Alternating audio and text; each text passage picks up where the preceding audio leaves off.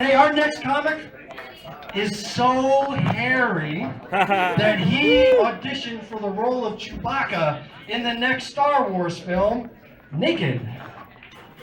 He performs all over the Raleigh, North Carolina area. He is world renowned for the following two tweets. He wrote, "Unless there's a new app that lets you shoot people, that phone holster looks ridiculous." And he wrote, "Sometimes I go food shopping and I look in other people's carts and I think, how the fuck are you still alive?" Ladies and gentlemen, he was just added to perform at the 2014 North Carolina Comedy Arts Festival. Let's give it up and a lot of love for my hairy life, Rob. Wow, Frederick, Maryland. Inconvenient to every major airport. is that their official slogan here? Because like it really should be. You know, I put it in my GPS to get here. Just went calculating. I don't even know. Just ask some guy at the gas station. What was that? So, but no, I mean this place has been great, welcoming all of us weird Twitter folk. Speaking of which, I understand tonight we have a birthday. Yes, we have someone's birthday here today. This person is very special to me. She taught me more than I could possibly know about handbags and hand jobs and just everything I could want to know about the human hand. Now, I never come up on stage over here, but she threatened to rip my eyeballs out and then called me a cunt and a horsecock, which I guess means I'm a hermaphrodite. I don't know. But it is Unlucky Ninja's birthday today. Let's all sing happy birthday to Unlucky Ninja. 1, 2, 3. Happy birthday to you. Alright, fuck it, I can't sing. Anyway, you guys having a great time so far? Who is having such a great time that they're going to be going home with an extra kid as a souvenir this weekend? Yeah, what? Yeah. Anyway, speaking of bad decisions, I was recently out in Las Vegas, and the thing about Vegas is that I end up having more broken dreams from that place than Jay-Z's got problems. So in other words, I got about 100 of them. But Vegas fascinates me. And not because of the gambling or the clubs or the fact that people still actually pay money to see Barry Manilow. Great seats still available through June, by the way, Barb, if you still have an 8-track player. Now, the thing that fascinates me the most about Vegas is that it's one of the few places in the world where you can actually get a hot woman delivered to you faster than a hot pizza. Okay? Now, I don't know this from experience, but if you've been out there, you know that they've got this entire army of Mexican dudes on every corner just like shoving these cards into your face, almost as if their immigration status depends on it. In fact, like, I think they should totally play up that angle, and they would get a ton more business. Like, they could be like, "Please, you get blowjob, my family get freedom."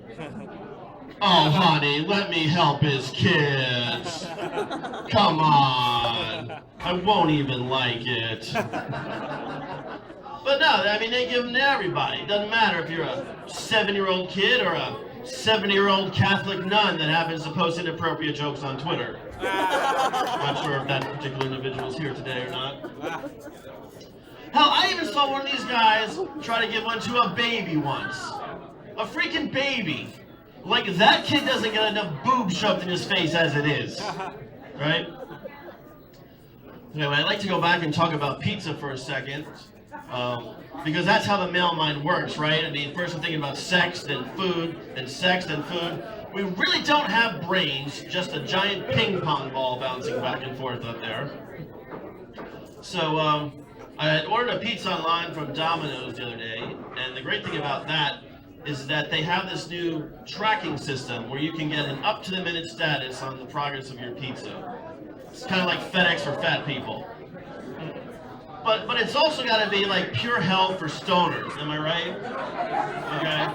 Because like I picture them just constantly hitting the refresh button, going, "Come on, dudes, put the cheese on already. What are you waiting for?" Now you may be asking, what's the point to all this? It's a good question. I'm going to tell you. So while I was sitting there waiting for him to put the cheese on, I had an epiphany. I am not a religious person by any means, but this was a spiritual moment if I ever had one. It was like the room lit up, angels began to sing, as God himself looked down upon me from the heavens and put this amazing thought into my head. What if they had this for hookers? How would that work? I mean, because like, what's going on back there? I mean, just because it's the world's oldest profession doesn't mean they can't modernize it a bit, right? And I really started to think about this, to the point where I started coming up with all the different statuses that you might see. And that's when I realized I was definitely going to hell, because I've been married for 11 years, and here I am coming up with ways to make prostitution more efficient. Okay. So here's what I came up with, right? So I figure you'd go on the website, and hopefully it wasn't built by the same people that did the healthcare one. Okay. You'd pick out your favorite girl of choice, right? Then you get a message like something like, "Congratulations, your hooker is still alive and was just released on bail last night."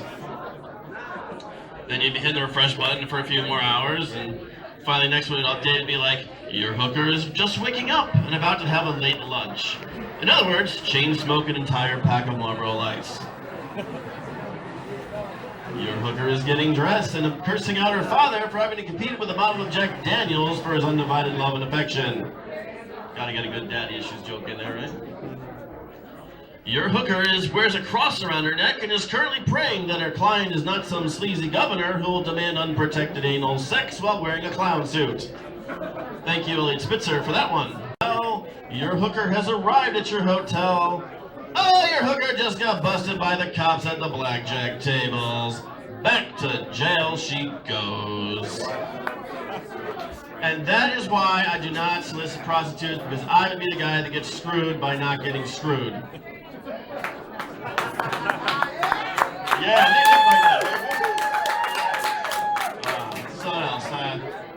I was driving up here from North Carolina, and a car in front of me had this bumper sticker that said, "I'm Catholic and I vote."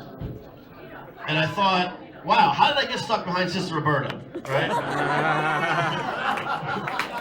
But it wasn't. So I didn't realize, it's like, who cares? Like, one thing really has nothing to do with the other. I mean, I'm Jewish and it burns when I pee, okay? But you don't see me putting that on the back of my car, okay?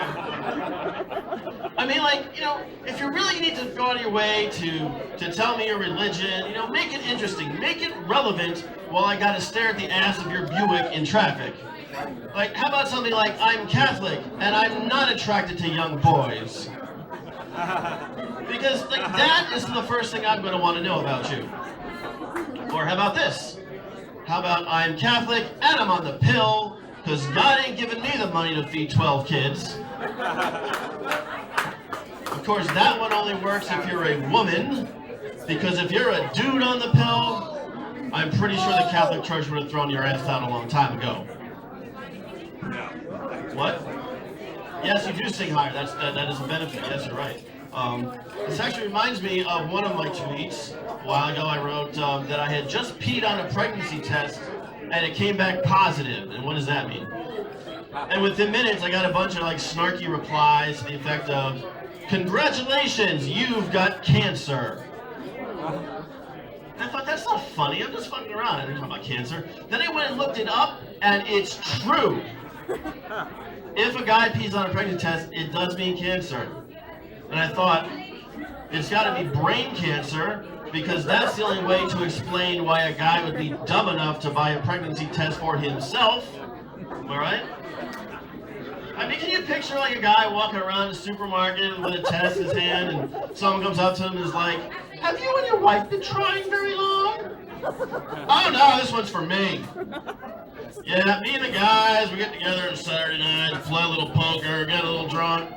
We stand around in a circle, whip our dicks out, and pee on a stick. It's great fun because we're guys and we're dumb, and some of us are secretly gay, probably. I actually had a health teacher in high school that was convinced that men would be able to give birth during our lifetimes. I actually said this in class. I did find out years later that he got arrested for literally smoking crack. So not really sure what to believe about that. Because like, how would that even work? I'm pretty familiar with how the penis and vagina operate. I've seen a vagina expand 20 times the size to let my kids out. Pretty sure my penis doesn't come with the same functionality. But can you imagine if it could though? Right? Then it'd be like, finally guys, a natural guaranteed way to make your dick bigger. Only catch is, you gotta squeeze a 7-pound kid through it. You know what? My wife's oven is still working pretty good. We got the extended warranty on it. They were just gonna stick with that for a little while. Oh man. So I was, just had to go up to New Jersey recently, visit my parents. And I'm convinced now, having lived in many other parts of the country, that New Jersey is the most fucked up state that we have in the country. Apparently you will agree. If for no other reason than in New Jersey, they trust you more at a casino than they do at a gas pump.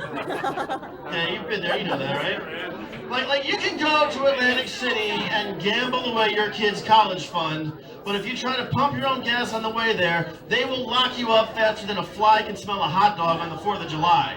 Am I right? Oh man, and it's crazy. Like, when you go to another state and you stop at a gas station, you can tell right away when somebody's from New Jersey because they're the ones just sitting in their car, looking around, like, why isn't anybody helping us? And they finally realize they gotta do it themselves, so they slowly approach the pump, like they're in like a safari in the Serengeti and a pack of wild lions that are approaching them or something. And let me tell you, watching somebody from New Jersey try to pump their own gas, it's like watching a virgin try to have sex for the first time. Okay, they just start like touching random things, hoping something magical happens.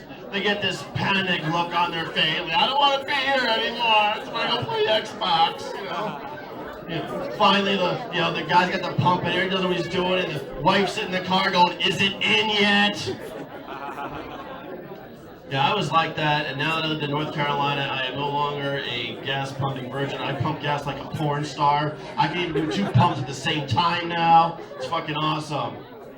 Anyway, that is my time, but coming up next, because I am Jewish, I get the honor of introducing our next comedian. I've kind of alluded to her tonight. Please welcome the amazing, religious, whatever, Sister Roberta!